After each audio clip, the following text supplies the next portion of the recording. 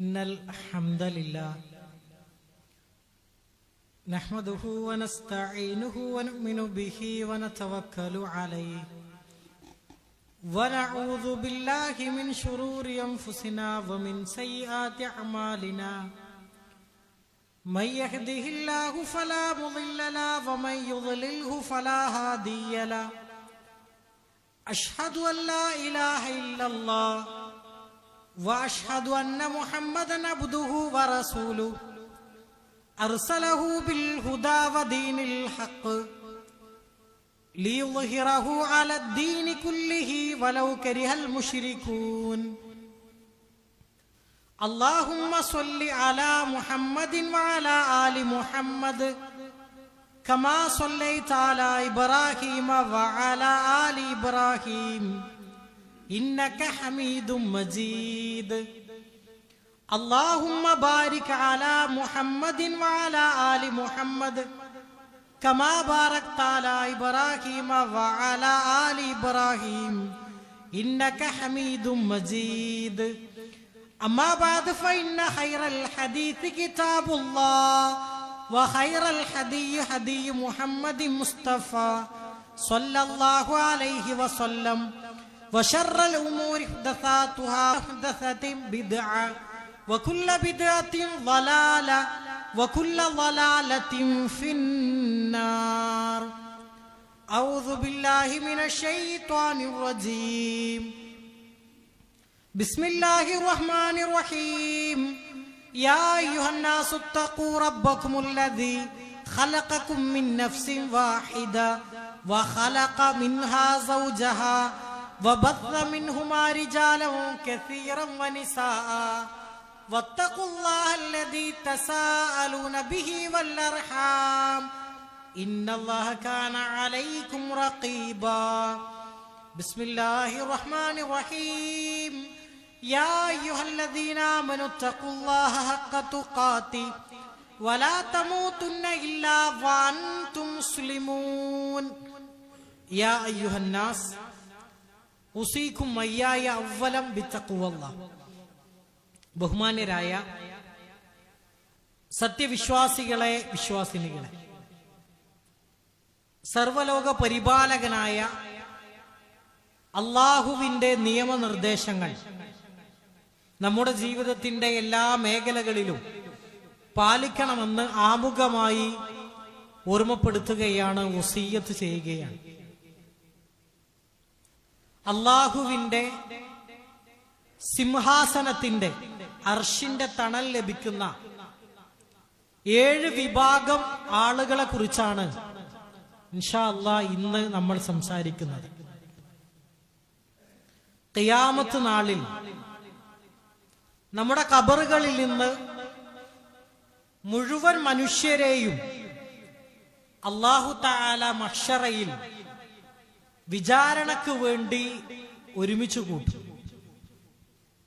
ആയിരക്കണക്കിന് വർഷങ്ങൾ മുഴുവൻ ആളുകളും മഹ്ശറയിൽ വിചാരണയെ കാത്ത് നിൽക്കേണ്ടി വരും. പരിശുദ്ധ ഖുർആനിലൂടെ അല്ലാഹു തആല നമ്മെ പഠിപ്പിക്കുകയാണ്, യൗമ യഖൂമുൻ നാസു ലിറബ്ബിൽ ആലമീൻ. സർവലോക രക്ഷിതാവിന്റെ സന്നിധിയിൽ മുഴുവൻ ആളുകളും വിചാരണക്ക് വേണ്ടി കാത്തു നിൽക്കേണ്ടി വരുമെന്നാണ്. അങ്ങനെയാണ് വിശുദ്ധ ഖുർആൻ വളരെ കൃത്യമായി കൊണ്ട് നമ്മെ പഠിപ്പിക്കുന്നത്. എന്തിനു വേണ്ടിയാണ് മനുഷ്യരായ ആളുകളെ അല്ലാഹു തആല മഹ്ശറയിൽ ഒരുമിച്ച് കൂട്ടുന്നത്? നമ്മുടെ എല്ലാവിധ നന്മകളെയും എല്ലാവിധ തിന്മകളെയും വിചാരണ ചെയ്യാൻ വേണ്ടി, നമ്മുടെ സ്വർഗവും നരകവും നിശ്ചയിക്കാൻ വേണ്ടിയാണ് മഹ്ശറയിൽ മുഴുവൻ ആളുകളെയും അല്ലാഹു തആല ഒരുമിച്ച് കൂട്ടുന്നത്. അന്നത്തെ അവസ്ഥ എന്ന് പറഞ്ഞാൽ സൂര്യൻ ഒരു ചാണിനു മീതെ കത്തിജ്വലിക്കുന്നുണ്ടാകുമെന്നാണ് റസൂലുള്ളാഹി സ്വല്ലല്ലാഹു അലൈഹി വസല്ലം ഹദീസുകളിലൂടെ നമ്മെ പഠിപ്പിക്കുകയാണ്. തുദ്ന അശംസു യൗമൽ ഖിയാമത്തി മിൻ ഖൽഖി ഹത്താ തകൂന മിൻഹും കമിഖ്ദാരി മീലിൻ. അന്ന് അവസ്ഥ എന്ന് പറഞ്ഞാൽ സൂര്യൻ ഒരു ചാണിനുമീതെ കത്തിജ്വലിക്കുന്നുണ്ടാവും. ആളുകൾ അവരുടെ കർമ്മഫലമായി വിയർപ്പിൽ അങ്ങനെ മുങ്ങിക്കുളിച്ചു നിൽക്കുന്ന സമയം, ആ അവസ്ഥയിൽ നിന്ന് ഒരാളും ഒഴിവല്ല എന്ന്. ഈ ലോകത്ത് ജനിച്ച മരണപ്പെട്ട മുഴുവൻ ആളുകളെയും, കോടാനുകോടി മനുഷ്യരെ അല്ലാഹു തആല മഹ്ശറയിൽ ഒരുമിച്ച് കൂട്ടി. മഹ്ശർ എന്ന അറബി പദത്തിന്റെ അർത്ഥം സമ്മേളിക്കുന്ന, ഒരുമിച്ച് കൂട്ടപ്പെടുന്ന സ്ഥലം എന്നാണ്. അതേപോലെ തന്നെ ഈ ലോകത്ത് മുഴുവൻ ആളുകളെയും അല്ലാഹു തആല ഒരുമിച്ച് കൂട്ടും. അതിൽ നിന്ന് ഒരാൾ പോലും ഒഴിവല്ല. അന്നത്തെ ഒരു അവസ്ഥ എന്ന് പറഞ്ഞാൽ ആളുകൾ ഒരല്പം വെള്ളം കിട്ടിയിരുന്നെങ്കിൽ, അല്ലെങ്കിൽ ഒരു തണൽ ലഭിച്ചിരുന്നെങ്കിൽ എത്ര നന്നായേനെ എന്ന് ആഗ്രഹിച്ചു പോകുന്ന സന്ദർഭമായിരിക്കും. ഒരല്പം വെള്ളം അല്ലെങ്കിൽ ഒരു തണൽ, ഇത് മാത്രമായിരിക്കും ആളുകൾ ആഗ്രഹിച്ചു പോകുക. ഈ സമയത്ത് 7 വിഭാഗങ്ങൾക്ക് അല്ലാഹു അവന്റെ അർശിന്റെ സിംഹാസനത്തിന്റെ തണൽ നൽകുമെന്ന് റസൂലുള്ളാഹി സ്വല്ലല്ലാഹു അലൈഹി വസല്ലം വളരെ കൃത്യമായി നമ്മെ പഠിപ്പിക്കുകയാണ്. 7 വിഭാഗങ്ങൾക്ക് യുളില്ലുഹുമുല്ലാഹു ഫീ ളില്ലിഹി യൗമ ലാ ഇല്ലാ ളില്ലുഹു, ഒരു തണലും ലഭിക്കാത്ത സമയത്ത് 7 വിഭാഗങ്ങൾക്ക് അല്ലാഹു ഇഷ്ടപ്പെട്ട 7 ഘടകങ്ങളിൽ സൽക്രമങ്ങൾ ചെയ്ത ആളുകൾക്ക് അവന്റെ സിംഹാസനത്തിന്റെ തണൽ നൽകും. ആരൊക്കെയാണ് ആ 7 വിഭാഗങ്ങൾ? ഒന്ന്, ഇമാമുൻ ആദിലുൻ എന്ന നീതിമാനായ ഭരണാധികാരി. രണ്ടാമത്തെ വ്യക്തി എന്ന് പറഞ്ഞാൽ ഷാബുൻ നശഅ ഫീ ഇബാദത്തി റബ്ബിഹി, അല്ലാഹുവിന് വേണ്ടി ഇബാദത്തുകൾ ചെയ്ത് അങ്ങനെ ജീവിച്ച യുവാക്കൾ. മൂന്നാമത്തെ ആൾ എന്ന് പറഞ്ഞാൽ റജുലുൻ ഖൽബുഹു മുഅല്ലഖുൻ ഫിൽ മസാജിദ്, തന്റെ ഹൃദയത്തെ പള്ളിയുമായി ബന്ധപ്പെടുത്തിയ ആളുകൾ. നാലാമത്തെ വിഭാഗം എന്ന് പറഞ്ഞാൽ വറജുലാനി തഹാബാ ഫില്ലാഹി ഇജ്തമഅ അലൈഹി വതഫറഖ അലൈഹി, 2 വിഭാഗം ആളുകൾ. അവർ അല്ലാഹുവിന്റെ മാർഗത്തിൽ പരസ്പരം കൂട്ടുകാരായി, 2 കൂട്ടുകാരായി ആ മാർഗത്തിൽ തന്നെ അവർ വേർപിരിയുകയും മരണപ്പെടുകയും ചെയ്തു. അങ്ങനെയുള്ള ആളുകൾക്കും അല്ലാഹുവിന്റെ അർശിന്റെ തണൽ നൽകുമെന്ന്. അഞ്ചാമത്തെ വിഭാഗം എന്ന് പറഞ്ഞാൽ റജുലുൻ ദഅതുഹു ഇംറാത്തുൻ ദാതു മൻസിബിൻ വജമാലി ഫഖാല ഇന്നി അഖാഫുല്ലാഹ്, അതായത് സൗന്ദര്യമുള്ള കുലീനതയുള്ള ഒരു സ്ത്രീ വ്യഭിചാരത്തിന് വേണ്ടി ക്ഷണിച്ചു. ഈ സന്ദർഭത്തിൽ ഞാൻ അല്ലാഹുവിനെ ഭയപ്പെടുന്നു എന്ന് പറഞ്ഞുകൊണ്ട് വ്യഭിചാരത്തിൽ നിന്ന് പിന്മാറിയ വ്യക്തി. അങ്ങനെയുള്ള ആളുകൾക്കും അല്ലാഹു അവന്റെ അർശിന്റെ തണൽ നൽകുമെന്ന്.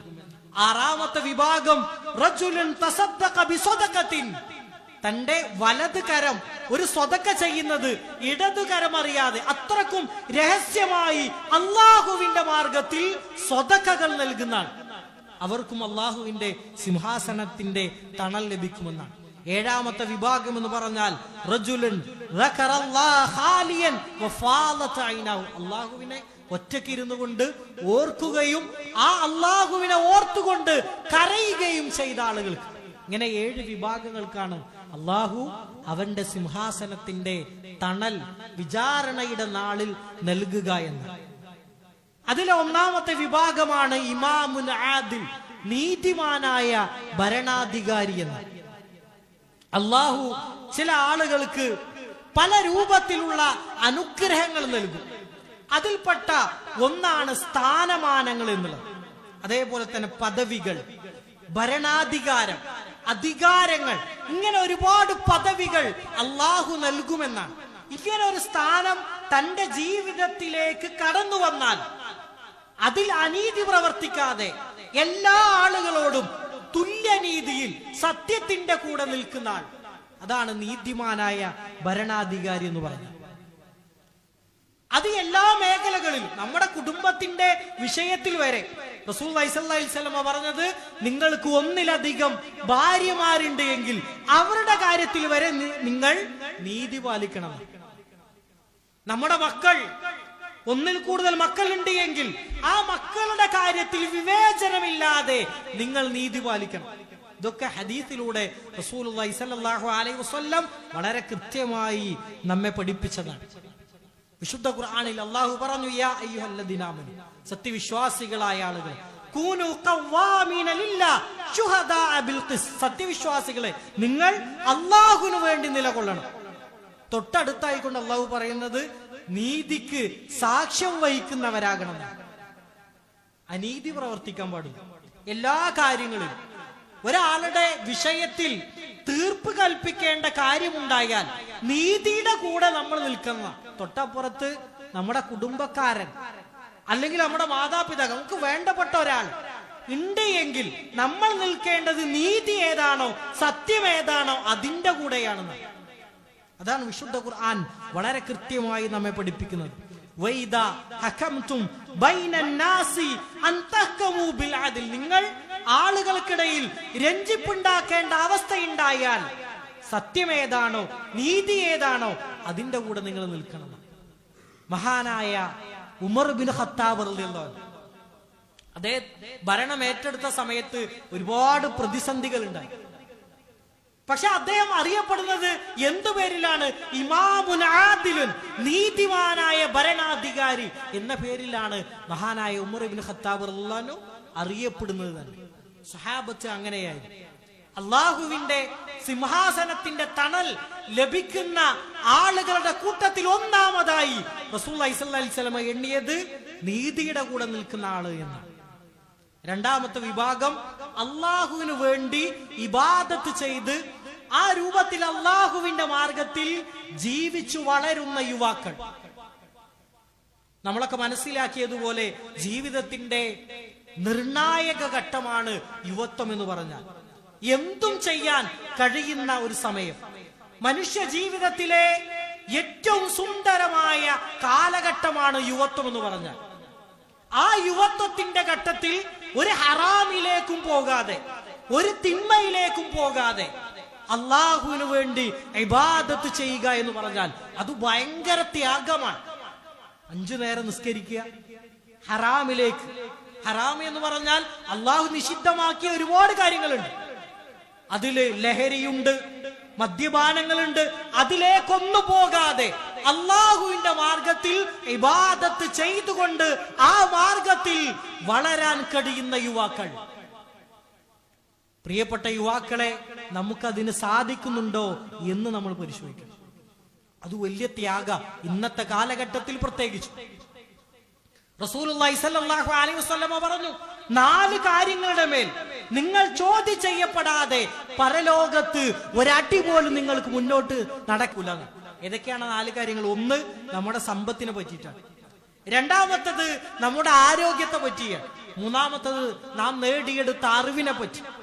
നാലാമത്തത് നമ്മുടെ യുവത്വത്തെ പറ്റിയാണ്. നമ്മുടെ യുവത്വത്തെ എന്തിലാണ് ചെലവഴിച്ചത് എന്ന് അല്ലാഹു തആല കൃത്യമായി കൊണ്ട് ചോദിക്കുമെന്ന്. അതേപോലെ തന്നെ മൂന്നാമതായി അള്ളാഹുവിന്റെ സിംഹാസനത്തിന്റെ തണൽ ലഭിക്കുന്ന മറ്റൊരു വിഭാഗമാണ് തന്റെ ഹൃദയത്തെ പള്ളിയുമായി ബന്ധപ്പെടുത്തിയ ആളുകൾ. നമ്മളൊക്കെ മനസ്സിലാക്കിയതുപോലെ അള്ളാഹുവിന് ഇബാദത്ത് ചെയ്യാൻ വേണ്ടി പ്രത്യേകമായി ഉണ്ടാക്കപ്പെട്ട സ്ഥലങ്ങളാണ് പള്ളികൾ എന്ന് പറഞ്ഞാൽ. പള്ളികളുമായിട്ടുള്ള ബന്ധം എന്ന് പറഞ്ഞാൽ സത്യവിശ്വാസിയെ സംബന്ധിച്ചിടത്തോളം ഒരിക്കലും ഒഴിച്ചുകൂടാനാവാത്ത ഒന്നാണ്. റസൂലുള്ളാഹി സ്വല്ലല്ലാഹി അലൈഹി വസല്ലം ഒരു യാത്ര കഴിഞ്ഞ് വന്നാൽ പോലും 2 റക്അത്ത് നമസ്കരിച്ചിട്ടാണ് തിരിച്ചു വീട്ടിക്ക് പോയത്. ഇത്രത്തോളം ബന്ധമുണ്ട്. സഹാബത്ത് അവരുടെ കച്ചവട ആവശ്യങ്ങൾ, അവരുടെ കുടുംബപരമായ കാര്യങ്ങൾ കഴിഞ്ഞാൽ പിന്നീട് ഏറ്റവും കൂടുതൽ സമയം ചെലവഴിച്ചത് അള്ളാഹുവിന്റെ ഭവനത്തിലാണ്. റസൂലുള്ളാഹി സ്വല്ലല്ലാഹി അലൈഹി വസല്ലം മക്കയിൽ നിന്ന് മദീനയിലേക്ക് ഹിജറ പോയി. അവിടെ ആദ്യം എത്തിയപ്പോൾ ആദ്യം ചെയ്തത് ഒരു പള്ളി ഉണ്ടാക്കുക എന്നാണ്. അതിനാണ് പ്രാധാന്യം നൽകിയത്. നമ്മളൊക്കെ മനസ്സിലാക്കേണ്ടത് റസൂലുള്ളാഹി സ്വല്ലല്ലാഹി അലൈഹി വസല്ലം പറഞ്ഞു, അഹബ്ബുൽ ബിലാദി ഇലല്ലാഹി മസാജിദുഹാ, അല്ലാഹുവിന് ഏറ്റവും ഇഷ്ടപ്പെട്ട സ്ഥലം എന്ന് പറഞ്ഞാൽ അത് പള്ളികളാകുന്നു. നമ്മളിൽ ഓരോരുത്തരും ആലോചിക്കേണ്ട ഒരു കാര്യം, പള്ളിയുമായിട്ട് നമ്മുടെ ബന്ധം എങ്ങനെയാണ്?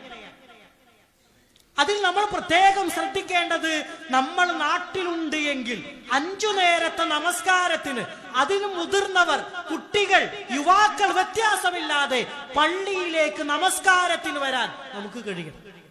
അത് നമ്മുടെ ഈമാനിന്റെ ഭാഗം. നമ്മുടെ കുട്ടികളെ രക്ഷിതാക്കൾ ശ്രദ്ധിക്കേണ്ടത്, സ്ത്രീകൾ, പ്രിയപ്പെട്ട സത്യവിശ്വാസിനികൾ ശ്രദ്ധിക്കേണ്ടത്, നമ്മുടെ ആൺകുട്ടികളെ പള്ളിയുമായി അവർക്ക് ബന്ധമുണ്ടാക്കിയെടുക്കുക എന്നുള്ളത് നമ്മുടെ മേലുള്ള ബാധ്യത. നമ്മുടെ നാടുകളിൽ ഞാൻ അടക്കം ചെയ്യുന്ന കാര്യം എന്താ അറിയോ? നമ്മൾ മഹല്ലിലേക്ക് ഒരു വരിസംഖ്യ കൊടുക്കും, അല്ലെങ്കിൽ അവിടെ എന്തെങ്കിലും ഒരു പുനഃക്രമീകരണ വർക്കുകൾ ഉണ്ടെങ്കിൽ ചെറിയ സംഭാവന കൊടുക്കും. നമ്മുടെ പള്ളിയുമായിട്ടുള്ള ബന്ധം അവിടെ അവസാനിക്കും. ഒരിക്കലുമല്ല. പള്ളി എന്ന് പറഞ്ഞാൽ കൃത്യമായി 5 നേരത്തെ നമസ്കാരത്തിന്, അത് ആരുടെയുമല്ല, അള്ളാഹുവിന്റെ ഭവനമാണ്. ആ ഒരു പ്രാധാന്യമാണ് നമ്മൾ അതിന് നൽകേണ്ടത്. നമ്മുടെ വീടിനെ എത്രത്തോളം നമ്മൾ സംരക്ഷിക്കും, ആ രൂപത്തിൽ പള്ളിയെ സംരക്ഷിക്കുക നമ്മുടെ ബാധ്യത. അതിനുള്ള പ്രതിഫലം എന്താ? നമ്മളൊക്കെ പ്രയാസപ്പെടുന്ന, വർഷങ്ങളോളം വിയർപ്പിൽ മുങ്ങിക്കുളിക്കുന്ന സമയത്ത് പടച്ച റബ്ബ് അവന്റെ സിംഹാസനത്തിന്റെ തണൽ നൽകുക എന്നുള്ളത്. നിങ്ങൾക്കറിയോ, പള്ളിയുമായിട്ടുള്ള സേവനത്തിന് അതിന് ലഭിക്കുന്ന പ്രതിഫലം എത്രേ? അതുകൊണ്ട് പള്ളിയുമായിട്ടൊരു ബന്ധം സ്ഥാപിച്ചെടുക്കാൻ നമുക്ക് സാധിക്കണം. പിന്നെ 4ാമത്തെ വിഭാഗം എന്ന് പറഞ്ഞാൽ അള്ളാഹുവിന്റെ മാർഗത്തിൽ പരസ്പരം സ്നേഹിച്ച് ആ മാർഗത്തിൽ സഹോദരങ്ങൾ, കൂട്ടുകാരായ 2 വ്യക്തികളാണ് നമ്മുടെ സുഹൃത്ത് ബന്ധങ്ങൾ. സുഹൃത്ത് ബന്ധമില്ലാത്ത, ഫ്രണ്ട്സ് ഇല്ലാത്ത, ചങ്ങാതിമാരില്ലാത്ത ഒരാളും ഉണ്ടാവുകയില്ല. നമ്മുടെ ബന്ധങ്ങൾ എങ്ങനെയാണ് എന്ന് പരിശോധിക്കണം. ചില ആളുകൾ കച്ചവടത്തിൽ നല്ല സുഹൃത്തുക്കളായിരിക്കും, ആദർശ ബന്ധുക്കൾ. നമ്മളൊക്കെ പലപ്പോഴും പ്രസംഗങ്ങളിൽ കേൾക്കുന്ന വാചകങ്ങളാണ് ആദർശ ബന്ധുക്കൾ എന്നുള്ളത്. റസൂലുള്ളാഹി സ്വല്ലല്ലാഹു അലൈഹി വസല്ലം പറഞ്ഞത്, ഒരാൾ അയാളുടെ കൂട്ടുകാരന്റെ മതത്തിലായിരിക്കുന്ന, അങ്ങനെ പറഞ്ഞാൽ തന്റെ കൂട്ടുകാരൻ അവനെ എന്തിലേക്കാണോ ക്ഷണിക്കുന്നത് അവൻ അവന്റെ കൂട്ടുകാരന്റെ മതത്തിലായിരിക്കും. നമ്മുടെ ഒരു ചങ്ങാതി അത് നല്ല വ്യക്തിയാണ് എങ്കിൽ അതിന്റെ ഗുണങ്ങൾ നമ്മുടെ ജീവിതത്തിൽ ഉണ്ടാകും. നമ്മുടെ ഒരു കൂട്ടുകാരൻ തിന്മകൾ ചെയ്യുന്ന, ഹറാമുകൾക്ക് പ്രേരിപ്പിക്കുന്ന ഒരാളാണ് എങ്കിൽ നമ്മൾ ആ ഹറാമിലേക്ക് പതുക്കെ പതുക്കെ ചെന്നെത്തുന്നു. അതാണ് റസൂലുള്ളാഹി സ്വല്ലല്ലാഹു അലൈഹി വസല്ലം പലപ്പോഴും ഹദീസുകളിലൂടെ പറഞ്ഞത്, നിങ്ങളുടെ കൂട്ടുകാരനെ തെരഞ്ഞെടുക്കുമ്പോൾ പ്രത്യേകം ശ്രദ്ധിക്കണം. നല്ല കൂട്ടുകാരെ, നല്ല ചങ്ങാതിമാരെ നിങ്ങൾ തെരഞ്ഞെടുക്കണം. പലപ്പോഴും മക്കളോടുള്ള ക്ലാസ്സുകളിൽ, കൗൺസിലുകളിൽ അവരോട്, നമ്മുടെ പെൺകുട്ടികളോട്, ചെറിയ ആൺകുട്ടികളോട് പറയുന്ന കാര്യമാണ് നിങ്ങളുടെ ചങ്ങാതിമാരെ, നല്ല കൂട്ടുകാരെ നിങ്ങൾ തെരഞ്ഞെടുക്കണം. മഹാനായ ചങ്ങാതികളതിന് ഏറ്റവും വലിയ ഉദാഹരണമാണ് റസൂലുള്ളാഹി സ്വല്ലല്ലാഹു അലൈഹി വസല്ലമയും മഹാനായ അബൂബക്കർ സിദ്ദീഖ് റളിയല്ലാഹു അൻഹു. അവർ 2 പേരും അവരുടെ ജനനം മുതൽ, അതേപോലെ തന്നെ ഇസ്ലാം പ്രചരിപ്പിക്കുന്നതിൽ മരണം വരെ പരസ്പരം കൂട്ടുകാരായിരുന്നു എന്ന. അതേപോലെ തന്നെ സ്വഹാബത്ത്, മുഹാജിറുകളുടെയും അൻസാറുകളുടെയും സാഹോദര്യ ബന്ധത്തെ പറ്റി ചരിത്രങ്ങൾ നമുക്ക് പഠിപ്പിച്ചു തരുന്നുണ്ട്. നല്ല കൂട്ടുകാരെ തിരഞ്ഞെടുക്കാൻ നമുക്ക് സാധിക്കും. ചില ആളുകളുണ്ട്, നമ്മളൊക്കെ അസൂയപ്പെടും. അവരുടെ ചങ്ങാത്തത്തിൽ എല്ലാ മേഖലകളിലും, അവരുടെ കച്ചവടങ്ങളിലാകട്ടെ, അതേപോലെ തന്നെ ദീനീപരമായ കാര്യങ്ങളിലാകട്ടെ, ഏതൊക്കെ മേഖലകളിൽ പരസ്പരം വഞ്ചനയില്ലാതെ ഒരുമിച്ച് അള്ളാഹുവിന്റെ മാർഗത്തിൽ മുന്നോട്ടു പോകുന്ന ഒരുപാട് ചങ്ങാത്തങ്ങളുണ്ട്. അത് അള്ളാഹുവിന്റെ സിംഹാസനത്തിന്റെ തണൽ ലഭിക്കാൻ കാരണമാകുന്ന പ്രവൃത്തിയിൽപ്പെട്ടതാണ് എന്ന്. അവർ ആ മാർഗത്തിൽ തന്നെ വേർപാടാകും, മരണപ്പെടുമെന്ന്. അത് അള്ളാഹു നമുക്ക് നൽകുന്ന സൗഭാഗ്യമാണ്. ഒരു കൂട്ടുകാരുണ്ടായാൽ, നമ്മുടെ ജീവിതത്തിൽ ഒരു പ്രയാസം ഉണ്ടായാൽ നമുക്ക് സഹായികളാണ് നമ്മുടെ കൂട്ടുകാർ. തിരിച്ചും അങ്ങനെ തന്നെ നമ്മുടെ കൂട്ടുകാരന് ഒരു വേദന ഉണ്ടായാൽ, ഒരു പ്രയാസം ഉണ്ടായാൽ അവന് താങ്ങും തണലുമേകേണ്ട ആളുകളാണ് ചങ്ങാതിമാരായ ആളുകൾ. അതുകൊണ്ട് സുഹൃത്ത് ബന്ധങ്ങൾ അത് നല്ലതാകണം. തെരഞ്ഞെടുക്കുമ്പോൾ ശ്രദ്ധിക്കണം. അള്ളാഹുവിന്റെ മാർഗത്തിൽ അതിനെ മുന്നോട്ട് കൊണ്ടുപോകുവാൻ നമുക്ക് സാധിക്കേണ്ടതുണ്ട്. 5ാമത്തെ വിഭാഗം എന്ന് പറഞ്ഞാൽ, സൗന്ദര്യമുള്ള ഒരു സ്ത്രീ വ്യഭിചാരത്തിനു വേണ്ടി ക്ഷണിച്ചു. ഈ സമയത്ത് ഞാൻ അള്ളാഹുവിനെ ഭയപ്പെടുന്നു എന്ന് പറഞ്ഞുകൊണ്ട് പിന്മാങ്ങുന്ന ആൾ. നമ്മളൊക്കെ മനസ്സിലാക്കിയതുപോലെ വ്യഭിചാരം എന്ന് പറഞ്ഞാൽ ഏറ്റവും വലിയ പാപമാണ്. നമ്മുടെ സ്വന്തം ഇണകളിലല്ലാതെ നടത്തുന്ന ലൈംഗിക ഇടപാടുകൾക്കാണ് വ്യഭിചാരം എന്ന് പറയുന്നത്. കണ്ണിന് വ്യഭിചാരമുണ്ട്, നമ്മുടെ കൈകൾക്ക്, കാലിന്, ഹൃദയത്തിന് വരെ വ്യഭിചാരമുണ്ട് എന്ന്. അതുകൊണ്ട് നമ്മുടെ അവയവങ്ങളെ നിയന്ത്രിക്കാൻ നമുക്ക് സാധിക്കണം. റസൂലുള്ളാഹി സ്വല്ലല്ലാഹു അലൈഹി വസല്ലം പറഞ്ഞത്, എല്ലില്ലാത്ത 2 അവയവങ്ങൾ അത് നല്ല കാര്യങ്ങൾക്ക് വേണ്ടി നിങ്ങൾ ഉപയോഗിക്കും എന്ന് എനിക്ക് സത്യം ചെയ്താൽ സ്വർഗം കൊണ്ട് ഞാൻ നിങ്ങൾക്കും സത്യം ചെയ്യാമെന്ന്. വ്യഭിചാരത്തിലേക്ക് അടുക്കാൻ പോലും പാടില്ല എന്ന്. വലാ തഖറബു അസ്സിന, വ്യഭിചാരത്തിലേക്ക് നിങ്ങൾ അടുക്കരുത് എന്നാണ് വിശുദ്ധ ഖുർആൻ നമ്മെ പഠിപ്പിക്കുന്നത്. റസൂലുള്ളാഹി സ്വല്ലല്ലാഹു അലൈഹി വസല്ലം പറഞ്ഞു, ഇദാ ലഹറ അസ്സിന വരിബാ ഫീ ഖറിയത്തിൻ, ഒരു ഗ്രാമത്തിൽ, ഒരു പ്രദേശത്ത് വ്യഭിചാരവും പലിശയുമായി ബന്ധപ്പെട്ട ഇടപാടുകളും വർദ്ധിച്ചാൽ അല്ലാഹു ആ വിഭാഗത്തെ നശിപ്പിച്ചു കളയുന്ന, അല്ലാഹുവിന്റെ അദാബ്, അല്ലാഹുവിന്റെ പരീക്ഷണങ്ങൾ ആ വിഭാഗങ്ങളിൽ, ആ ആളുകളിൽ ഉണ്ടാകും. നമ്മുടെ വികാരങ്ങളെ നിയന്ത്രിക്കാനും അല്ലാഹു ഹലാലാക്കിയ മാർഗത്തിലൂടെ അതിനെ ഉപയോഗപ്പെടുത്താനും നമുക്ക് സാധിക്കും. അതിനാണ് വിവാഹങ്ങൾ എന്ന് പറയുന്നത്. നമ്മുടെ മക്കൾ പ്രായപൂർത്തിയായാൽ അവരെ വിവാഹം കഴിപ്പിക്കാൻ വേണ്ടി റസൂലുള്ളാഹി സ്വല്ലല്ലാഹു അലൈഹി വസല്ലം നമ്മെ പഠിപ്പിക്കുകയുണ്ടായി. മഹാനായ യൂസുഫ് നബിയുടെ ചരിത്രം നമുക്ക് അതിന് ഉദാഹരണമാണ്. നമ്മുടെ ജീവിതത്തിന്റെ എല്ലാ മേഖലകളിലും, നമ്മുടെ സംസാരങ്ങളിലും പ്രതികളിലും ലൈംഗികത എന്നുള്ള ആ വിഷയത്തിലുള്ള സൂക്ഷ്മത കൃത്യമായി പാലിക്കാൻ നമുക്ക് സാധിക്കും. റസൂലുള്ളാഹി സ്വല്ലല്ലാഹു അലൈഹി വസല്ലം പറയുകയുണ്ടായി, ഒരു മനുഷ്യൻ, ഒരാള് അന്യ സ്ത്രീയുമായി ഒറ്റക്കായാൽ അവനൊന്നും ചെയ്യണ്ട, അവിടെ 3ാമതായി പിശാചുണ്ടാകുമെന്ന്. ഒന്നും ചെയ്യണ്ട. അത്രത്തോളം ഒരു വിശ്വാസി തന്റെ ജീവിതത്തിൽ ലൈംഗിക വിഷയത്തിൽ സൂക്ഷ്മത പാലിക്കണം എന്ന് റസൂലുള്ളാഹി സ്വല്ലല്ലാഹു അലൈഹി വസല്ലം വളരെ കൃത്യമായി പഠിപ്പിക്കുകയുണ്ടായി. ഒരിക്കൽ പ്രവാചകർ ഒരു സദസ്സിലിരിക്കുക, ആ സമയത്ത് ഒരു സ്ത്രീ ശബ്ദം കേട്ടു. പ്രവാചകൻ സല്ലല്ലാഹു അലൈഹി വസല്ലം അവിടേക്ക് പോവുകയും അവരുടെ സംസാരത്തിന് മറുപടി പറയുകയും ചെയ്തു. എന്നിട്ട് റസൂലുള്ളാഹി സ്വല്ലല്ലാഹു അലൈഹി വസല്ലം തിരിച്ചു വന്നിട്ട് സ്വഹാബത്തിനോട് പറഞ്ഞ കാര്യം എന്താ അറിയോ? അത് എന്റെ ഭാര്യ ആയിഷയാണെന്ന്. കാരണം ആ ഒരു സംശയം പോലും സ്വഹാബത്തിനിടയിൽ ഉണ്ടാകാൻ പാടില്ല എന്ന് വിചാരിച്ചുകൊണ്ടാണ് റസൂലുള്ളാഹി സ്വല്ലല്ലാഹു അലൈഹി വസല്ലം പറഞ്ഞത്, ആ പോയത്, എന്നോട് സംസാരിച്ചത് ആയിഷയാണ് എന്ന്. അത്രത്തോളം ഈ മേഖലയിൽ നമ്മൾ സൂക്ഷ്മത പാലിക്കേണ്ടതുണ്ട് എന്ന്. 6ാമതായി റസൂലുള്ളാഹി സ്വല്ലല്ലാഹു അലൈഹി വസല്ലം പറഞ്ഞത്, തന്റെ വലത് കൈ കൊടുക്കുന്നത് ഇടത് കൈ അറിയാതെ അത്രക്കും രഹസ്യമായി അല്ലാഹുവിന്റെ മാർഗത്തിൽ സ്വതക്കകൾ നൽകിയ ആളുകൾ.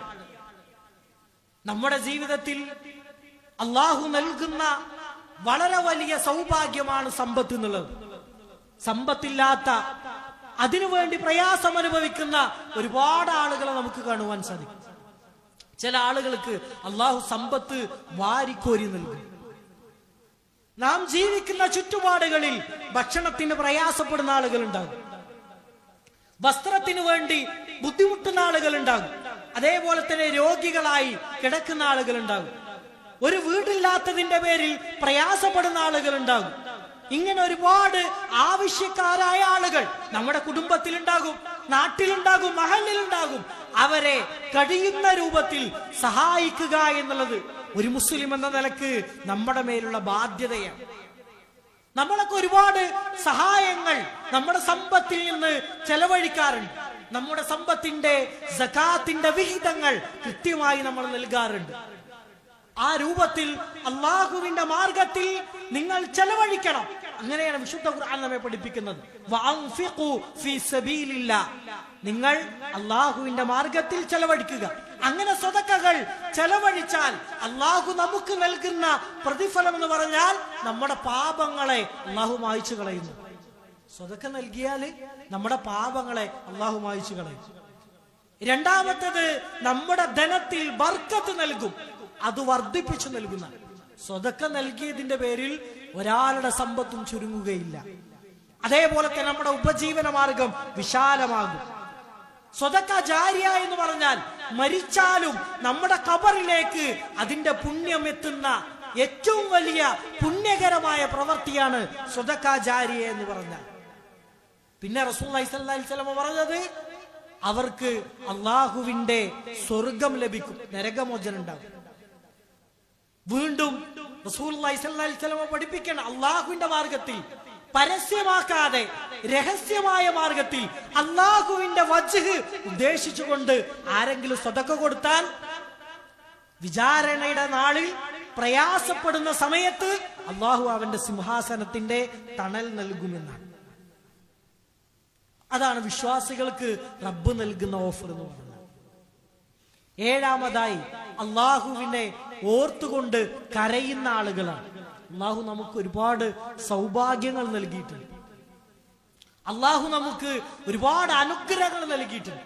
കഴിഞ്ഞ ദിവസം ഒരു അന്ധനായ ഒരു വ്യക്തി, അയാള് ഒരു വാഹനത്തിൽ നിന്ന് ഇറങ്ങാൻ വേണ്ടി പ്രയാസപ്പെടുന്നത്, അതേപോലെ തന്നെ ഒരു റോഡ് മുറിച്ചു കടക്കാൻ വേണ്ടി വളരെയധികം ബുദ്ധിമുട്ടുന്നത് ഞാൻ കാണുകയുണ്ടായി. അതേപോലെയുള്ള ഒരുപാട് അനുഭവങ്ങൾ നിങ്ങൾക്കുണ്ടായിട്ടുണ്ടാവും. നമ്മളൊക്കെ എത്ര സൗഭാഗ്യവാന്മാരാണ്. അള്ളാഹുവിന്റെ ഓരോ അനുഗ്രഹങ്ങളെയും, കാഴ്ച, കേൾവി, അതേപോലെ തന്നെ ഓരോ നടക്കാനുള്ള കഴിവ്, സംസാരശേഷി, ഇങ്ങനെയുള്ള ഒരുപാട് അനുഗ്രഹങ്ങൾ ഓരോന്നിനെ പറ്റി ആലോചിച്ചു. ഇതൊക്കെ റബ്ബ് നമുക്ക് നൽകിയ മഹത്തായ സൗഭാഗ്യങ്ങളാണ്, നമ്മുടെ ജീവിതത്തിലെ സന്തോഷങ്ങളാണ്. ഈ അനുഗ്രഹങ്ങൾക്ക് നന്ദി കാണിക്കാൻ നമുക്ക് സാധിക്കുന്നുണ്ടോ എന്ന് നമ്മൾ പരിശോധിക്കും. സ്വഹാബത്ത് അള്ളാഹു നൽകിയ അനുഗ്രഹങ്ങളെ ഓർത്ത് അവർ കരയും. പരിശുദ്ധ ഖുർആനിന്റെ ചില ആയത്തുകൾ എത്തുമ്പോൾ, നരകത്തെ പറ്റി പറയുമ്പോൾ, സ്വർഗത്തെ പറ്റി പറയുമ്പോൾ അവർക്ക് കരച്ചിൽ വരും. ചെയ്തു പോയ തിന്മകളെ ഓർത്ത് അള്ളാഹുവെ പാപിയാണല്ലോ ഞാൻ എന്നോർത്തുകൊണ്ട് കരയുന്ന ആളുകളുണ്ട്. അങ്ങനെ അള്ളാഹുവിന് വേണ്ടി, അള്ളാഹുവിന്റെ മാർഗത്തിൽ അള്ളാഹു നൽകിയ അനുഗ്രഹങ്ങളെ ഓർത്ത് കരയുന്ന ആളുകൾക്ക് അവന്റെ സിംഹാസനത്തിന്റെ തണൽ റബ്ബ് നൽകുമെന്നാണ്. ഇങ്ങനെ 7 വിഭാഗങ്ങൾ റസൂലുള്ളാഹി സ്വല്ലല്ലാഹി അലൈഹി വസല്ലം പരിചയപ്പെടുത്തുകയാണ്. അന്ന് ആളുകൾ ആഗ്രഹിച്ചു പോകുന്ന ഒരു തണൽ ഈ സമയത്താണ് അത് നൽകുക. ഈ എല്ലാ വിഭാഗങ്ങളിലും, 7 വിഭാഗങ്ങളിലും വിശ്വാസികൾക്ക് ഉൾപ്പെടാൻ സാധിക്കുമെന്നുള്ളതാണ്. കഴിവിന്റെ പരമാവധി ഇത്തരത്തിലുള്ള നന്മകൾ നമ്മുടെ ജീവിതത്തിൽ നിലനിർത്തുക, തിന്മകളിൽ നിന്ന് പരമാവധി അകന്ന് അള്ളാഹുവിന്റെ മാർഗത്തിൽ ജീവിക്കുക. റബ്ബ് നമ്മെ ഏവരെയും അനുഗ്രഹിക്കുമാറാകട്ടെ.